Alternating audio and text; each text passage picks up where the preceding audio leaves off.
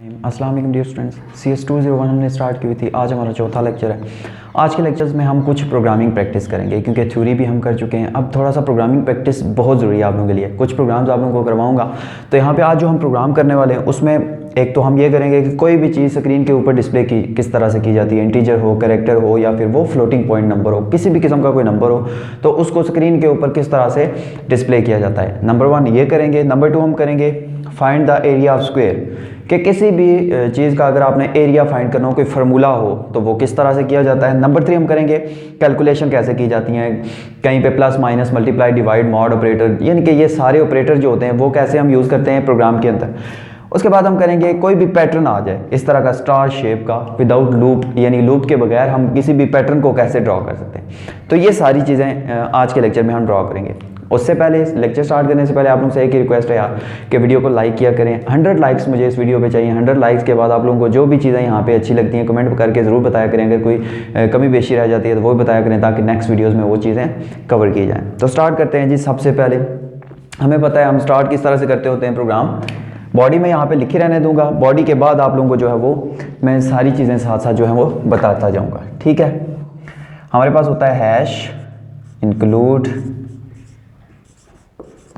फिर angle brackets और अंदर हम लिखते हैं IOStream .h, और दूसरा हम ये लिखते होते हैं हैश इंक्लूड .io.h, ठीक है। ये दो हम लिख लेते हैं। उसके बाद हमारा होता है void main, यानी कि मेन फंक्शन जहाँ से हमारा जो है प्रोग्राम स्टार्ट होता है। void main हो गया। उसके बाद ये होगी इसकी बॉडी, और यहाँ पे इसको मैं एंड कर देता हूँ, ठीक है। ये हमारी बॉडी हुआ करेगी जिसके अंदर हम सारा प्रोग्राम अपना लिखा करेंगे। सबसे पहले जो प्रोग्राम लिखने लगा हूँ वो है जी कोई भी चीज़ स्क्रीन के ऊपर किस तरह से डिस्प्ले की जाती है। मैं कौन सा डाटा लेता हूँ, कैरेक्टर टाइप का ही डाटा लेता हूँ। तो सबसे पहले हमें प्रोग्राम के अंदर क्या करना पड़ता है, अपना डाटा डिक्लेयर करना पड़ता है। हम दो कैरेक्टर लेते हैं, दोनों कैरेक्टर्स को हम डिक्लेयर कर लेते हैं। फॉर एग्जाम्पल मैं कहता हूँ कि कैरेक्टर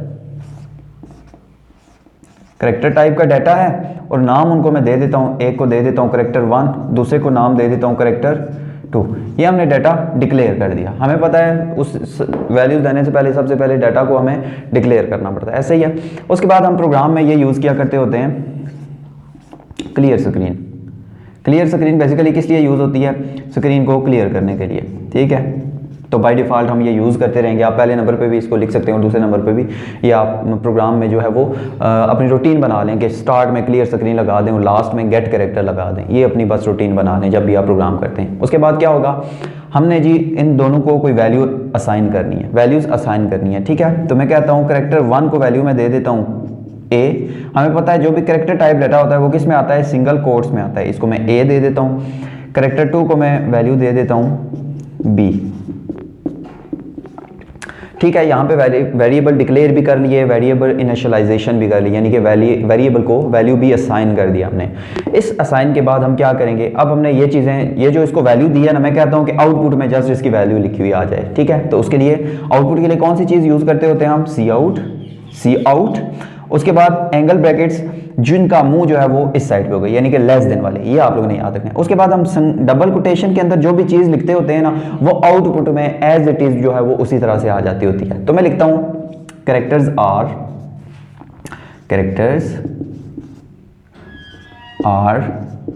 और ये लिख देता हूँ क्योंकि हमें पता है जो डबल कोट्स के अंदर यूँ हम लिखेंगे वो उसी तरह से प्रिंट आउट हो जाएगी। अब आगे जो भी चीज़ लिखेंगे वो वैल्यू प्रिंट होगी। इससे आगे हमें क्या लिखेंगे, हमें पहले चाहिए कैरेक्टर 1 की वैल्यू। कैरेक्टर 1 लिखेंगे, क्या लिखूंगा मैं, ये एंगल ब्रैकेट पहले डालूंगा क्योंकि आउटपुट के लिए ये वाली एंगल ब्रैकेट लाजमी डालते होते हैं। फिर लिखूंगा मैं कैरेक्टर 1। उसके बाद मुझे चाहिए कैरेक्टर 2, तो उसके लिए फिर से एंगल ब्रैकेट लिखूंगा और फिर मैं लिखूंगा कैरेक्टर 2। कैरेक्टर 2 लिखने के बाद अब मैंने लगानी है, यहाँ पे मैं एंड एल भी लगा सकता हूँ। एंड एल का मतलब होता है कि हमारी जो स्टेटमेंट है वो ख़त्म हो गई है। एंड का मतलब यही होता है कि हमारी जो स्टेटमेंट, ये जो हम लाइन लिख रहे हैं ये line, and L means line हमारी एंड हो चुकी है यहाँ पे। तो एंड एल जब हम लगाते हैं तो कंट्रोल जो होता है वो अगली लाइन पे चला जाता है। तो ये जस्ट हमने लिखना था। उसके बाद हमारा प्रोग्राम एंड हो गया, तो प्रोग्राम को हम एंड करते होते हैं गेट कैरेक्टर स्टेटमेंट के थ्रू, ठीक है। तो ये हमारे पास जो है वो छोटा सा प्रोग्राम रेडी हो चुका। अब इसका आउटपुट क्या आएगा, अब हम बात कर लेते हैं इसके आउटपुट की। प्रोग्राम चलेगा, प्रोग्राम चलने के बाद वैल्यूज़ देखेगा जी करेक्टर 1 करेक्टर 2 हमने लिए हैं, उसके बाद क्लियर स्क्रीन लगा दी है, स्क्रीन क्लियर। उसके बाद करेक्टर 1 की वैल्यू है A, करेक्टर 2 की वैल्यू है B। जस्ट ये वैल्यूज़ हमने दे दी हैं। सी आउट किस लिए होता है? स्क्रीन पे कुछ भी डिस्प्ले करवाने के लिए। अब क्या होगा जब प्रोग्राम चलेगा तो सबसे पहले डबल कोटेशन के अंदर जो चीज़ लिखी हुई है वो उसी तरह से प्रिंट हो जाएगी स्क्रीन के ऊपर, करेक्टर R, ये उसी तरह प्रिंट हो गया। उसके बाद इस करेक्टर 1 की जगह इसकी वैल्यू प्रिंट होगी, इसकी वैल्यू क्या है? A। अब करेक्टर 2 की जगह इसकी वैल्यू प्रिंट होगी B, तो इसके आगे क्या आ जाएगा? B। तो ये हमारे पास प्रोग्राम क्या हो जाएगा? रन हो जाएगा। और एंड L का मतलब है लाइन खत्म। तो देखें यहाँ तक हमारा जो है वो आउटपुट आ जाएगा। ये सिंपल प्रोग्राम होता है। किसी भी चीज़ की अगर वैल्यू लेते हैं तो उसको स्क्रीन के ऊपर डिस्प्ले किया किस तरह से किया जाता है। अगर यही इंटीजर में होता तो हम क्या करते हैं, यहाँ पे इंटीजर डाटा टाइप लेते, यहाँ पे कोई नाम A रख देते, B रख देते, या करेक्टर 1 करेक्टर 2, आप नाम तो कोई भी आप रख सकते हैं। उसके बाद A को वैल्यू हम दे देते 1 2 3 4, B को वैल्यू दे देते 2 3 4 5, जो भी देते हैं। उसके बाद यहाँ पे सी आउट में यहाँ लिखते हैं हम numbers R A B। Float में होते तो फ्लोट में हम वैल्यूज़ ले लेते और जस्ट यहाँ पे बस वही चीज़ होती। फिर फ्लोट में क्या होता, पॉइंट में हम वैल्यू दे देते। तो ये होता है कोई भी चीज़ स्क्रीन के ऊपर डिस्प्ले किस तरह से करवाई जाती है C++ के प्रोग्राम में। तो ये सिंपल सा प्रोग्राम था, इसमें हर कोई इतनी बड़ी बात या कोई मुश्किल बात है नहीं। फिर भी अगर आप लोगों को इसमें कोई जो है वो मसला आ रहा है तो आप लोग मुझे बता सकते हैं। अगला प्रोग्राम करते हैं जी। अगले प्रोग्राम में हम क्या करेंगे, दूसरा प्रोग्राम जैसे मैंने आप लोगों को बताया हुआ है, दूसरा प्रोग्राम हम क्या करेंगे, to find area of square. जब भी आपके पास इस तरह का सवाल आ जाए जिसमें find area of square, find area of circle, circumference, parameter of rectangle, rectangle का एरिया, पैरेललोग्राम, इस तरह की शेप्स की चीज़ें आ जाएं, तो सबसे पहले तो आपके जहन में वो फार्मूला आना चाहिए कि इसका फार्मूला क्या होता है।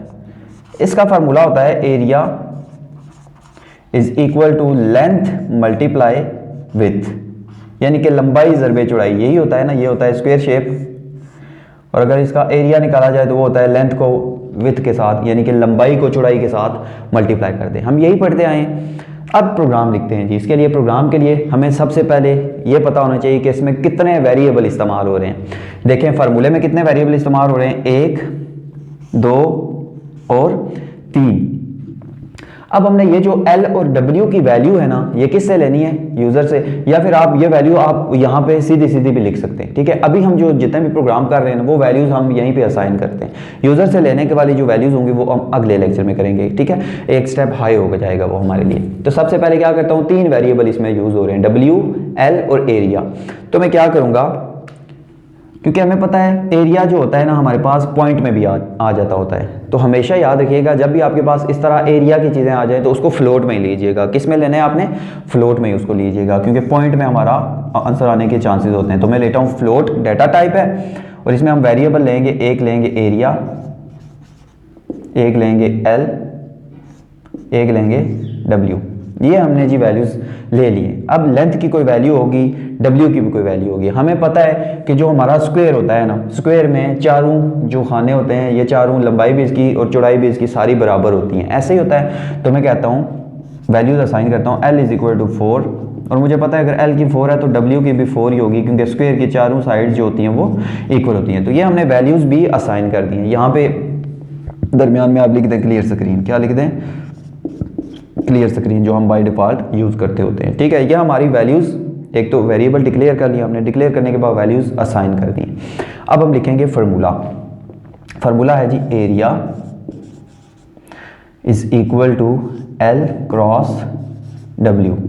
ये हमने लिख दिया फार्मूला कि इन वैल्यूज़ के ऊपर ये वाला फार्मूला अप्लाई करें। हमेशा याद रखिएगा पहले फार्मूला लिखना है, फिर फार्मूला लिखने के बाद आप हम रिजल्ट स्क्रीन के ऊपर डिस्प्ले करवाएंगे।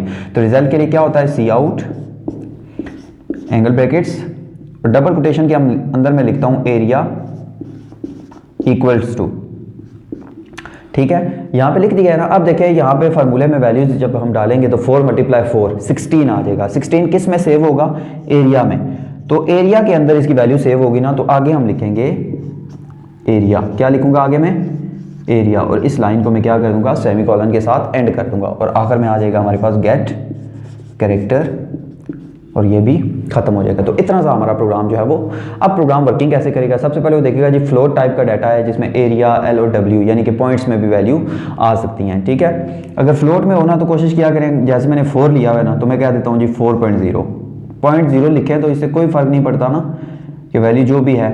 इससे ये बस चीज़ समझ आ रही है कि पॉइंट में हमने लिख लिया है, 0.0 लिख दें तो इससे कोई फ़र्क नहीं पड़ता, ठीक है। अब क्या होगा, जब ये प्रोग्राम चलेगा तो इसकी वैल्यू 4, इसकी भी 4, इस फार्मूले में वैल्यूज पुट होंगी। 4 × 4 कितना होता है 16, तो 16.0 एरिया में सेव हो जाएगा।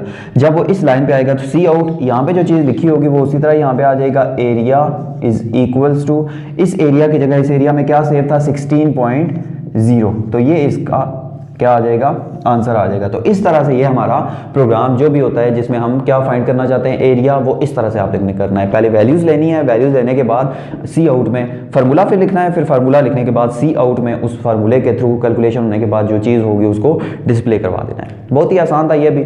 अब इसके बाद जो है हम करेंगे प्लस माइनस मल्टीप्लाई डिवाइड। किसी भी जगह पर आप लोगों को अगर प्लस माइनस मल्टीप्लाई डिवाइड ये वाले फार्मूले लगाने की ज़रूरत पड़ जाए तो फिर क्या होता है। ये बेटा बेसिक से स्टार्ट करने का मकसद यही है, क्योंकि आगे बड़े बड़े प्रोग्राम होंगे आप लोगों के लिए, और जब उन प्रोग्रामों के अंदर से आप लिखोगे तो इसमें यही छोटी छोटी चीज़ें मिलके वो प्रोग्राम लेंथी बनेगा। तो ये चीज़ें छोटी छोटी अगर आप लोगों को आ जाती हैं फिर तो आप लोगों के लिए किसी किस्म की कोई टेंशन रहेगी नहीं।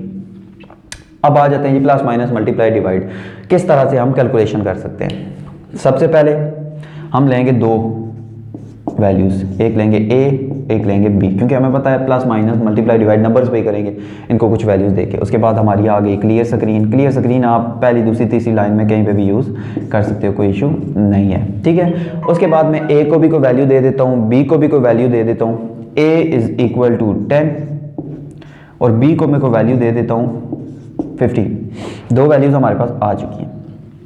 ऐसे ही है। अब हमने इसको कैसे डिस्प्ले करवाना है, ए plus B, A minus B, A multiply B, A divide B कैसे करते होते हैं, ठीक है। बी को मैं वैल्यू 5 देता हूँ, 5, ताकि कैलकुलेशन हमारी जो है वो पॉइंट में ना ही आए, ठीक है। सबसे पहले मैं करूँगा जी प्लस वाली चीज़। तो इस तरह की चीज़ों करने के लिए हम सबसे पहले क्या करते होते हैं, सी आउट। सी आउट के बाद मैं करूँगा एंगल ब्रैकेट्स का इस्तेमाल, क्योंकि पहली दफ़ा हम कर रहे हैं सम, तो सम में लिखूँगा ए प्लस बी इक्वल्स टू, क्योंकि हमें सम चाहिए ना। तो इस डबल कोटेशन के अंदर आप जो मर्जी लिखो, इसमें प्रोग्राम का कोई ताल्लुक नहीं होता। ये क्या होता है, जब सी आउट जब रिजल्ट डिस्प्ले करते हैं ना, तो तब क्या हो जाता है कि ये स्क्रीन के ऊपर उसी तरह से लिखा हुआ आता है, ठीक है। क्योंकि हमने पहले सम निकालना है, तो सम के लिए ये। अब सम का फार्मूला क्या होता है, ए प्लस बी। जब ए प्लस बी होगा, दोनों प्लस होंगे, तो इसका आंसर आएगा ना। और लास्ट में हम लिख देते हैं इस लाइन को एंड एल। एंड एल से इस लाइन को मैंने क्या कर दिया, एंड कर दिया। ये हो गया प्लस। अब करते हैं जी सी आउट, एंगल ब्रैकेट्स, उसके बाद ए माइनस बी। अब हमने निकालना है ए माइनस बी का आंसर, इसका आंसर निकालना है। तो इसके आंसर के लिए हम क्या लिखेंगे, इसका फार्मूला ए माइनस बी। उसके बाद इस लाइन को क्या कर देंगे, एंड कर देंगे। एंड एल क्यों यूज़ कर रहा हूँ हर दफ़ा, ये भी आप लोगों को बताता हूँ। उसके बाद मैं करूँगा सी आउट, एंगल ब्रैकेट्स। अब मैंने करना है मल्टीप्लाई, तो ए स्टार बी इक्वल्स टू, और फिर यहाँ पे लिखूँगा ए स्टैरिक बी, और इसको भी मैं एंड कर देता हूँ एंड एल के साथ। उसके बाद मैंने चौथा जो करना है वो करना है सी आउट,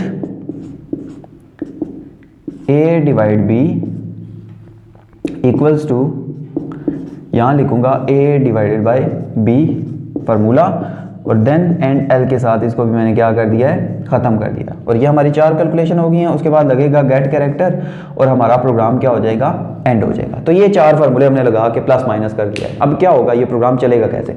सबसे पहले तो वो देखेगा इंट टाइप का 2 हमने वेरिएबल लिए हैं, जिसमें ए को वैल्यू 10 दी है और बी को वैल्यू 5 दी है। पहला जब चलेगा तो a plus B equals to उसी तरह से प्रिंट हो जाएगा, a plus B equals to, क्योंकि हमें पता है डबल कोटेशन के अंदर जो चीज़ होती है वो उसी तरह से प्रिंट होती है। अब यहाँ पे फार्मूला लगेगा 10 प्लस 5, 10 प्लस 5 कितने होते हैं 15, जो आंसर आएगा वो यहाँ पे प्रिंट हो जाएगा। अब एंड एल का मकसद ये होगा कि ये लाइन खत्म हो गई है, अब जो कंट्रोल है वो दूसरी लाइन पे चला जाएगा। दूसरी लाइन पे जाएगा तो वो फिर पड़ेगा, तो a माइनस बी आ जाएगा इक्वल्स टू 10 में से 5 निकालो तो बाकी आंसर क्या बचता है 5, एंड एल से वो दूसरी लाइन में चला जाएगा, तीसरी लाइन में चला जाएगा a स्टार बी, इसका आंसर होता है 10 5s आर 50।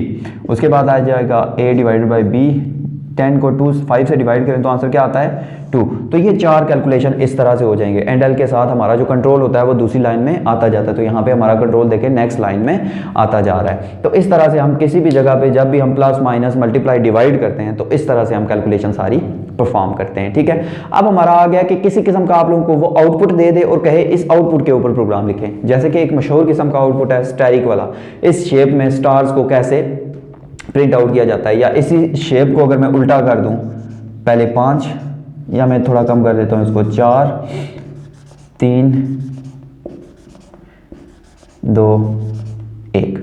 फॉर एग्जांपल इस तरह का हो, या इस तरह की शेप्स कैसे ड्रॉ करते हैं, तो ये भी बहुत आसान है, इसमें भी बच्चों को कन्फ्यूजन रहती है। तो यहाँ पे हम देखते हैं जी इसको कैसे हम ड्रॉ कर सकते हैं। इसके लिए कोई भी वेरिएबल आपको डिक्लेयर करने की ज़रूरत नहीं पड़ती। जब भी आप लोगों को इस तरह का आउटपुट लाना हो ना, इस तरह का आउटपुट, इसमें आप लोगों को जस्ट प्रिंट एफ की ज़रूरत पड़ती है। किसकी ज़रूरत पड़ती है? प्रिंट एफ की। सबसे पहले मैं ये ब्लू वाला करता हूँ, ठीक है, ब्लू वाला ब्लू से करता हूँ। तो क्या होगा जी, हम यूज़ कर प्रिंट की ज़रूरत पड़ती है जो सी आउट होता है, सी आउट की ज़रूरत पड़ती है। किसकी? सी आउट। मैं पहले लिखता हूँ सी आउट, फिर लिखता हूँ एंगल ब्रैकेट्स, फिर मैं लिखूंगा सिंगल डबल कोटेशन। अब इसके अंदर पहले कौन सा होना चाहिए? एक स्टार, एक स्टार लिखूंगा। अब मुझे ये पता होना चाहिए हमारा कंट्रोल दूसरी दफ़ा दूसरी लाइन पे जाना चाहिए, यानी कि नेक्स्ट लाइन। तो नेक्स्ट लाइन पे जाने के लिए हमें चाहिए होती है /n। जब भी हम /n यूज़ करेंगे तो कंट्रोल हमारा अगली लाइन पे चला जाएगा। अगली लाइन में कितने स्टार होने चाहिए? 2 स्टार। फिर हम यूज़ करेंगे /n, फिर अगली लाइन में 3 स्टार होने चाहिए। फिर मैं यूज़ करूँगा /n, फिर अगली लाइन में 4 होने चाहिए। फिर मैं यूज़ करूँगा /n, फिर अगली लाइन में कितने होने चाहिए? 5 होने चाहिए। फिर मैं यूज़ करूँगा, फिर क्योंकि /n यूज़ करने की अब ज़रूरत ही नहीं है तो हमारा प्रोग्राम यहाँ पे क्या हो जाएगा?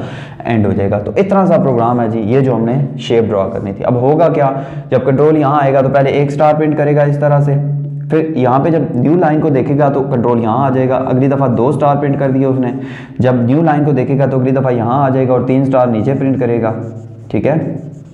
फिर अगली दफ़ा नीचे वाली लाइन में जाके 4 स्टार प्रिंट कर देगा और उससे अगली बारी क्या करेगा जी? 5 स्टार हमारे पास क्या कर देगा?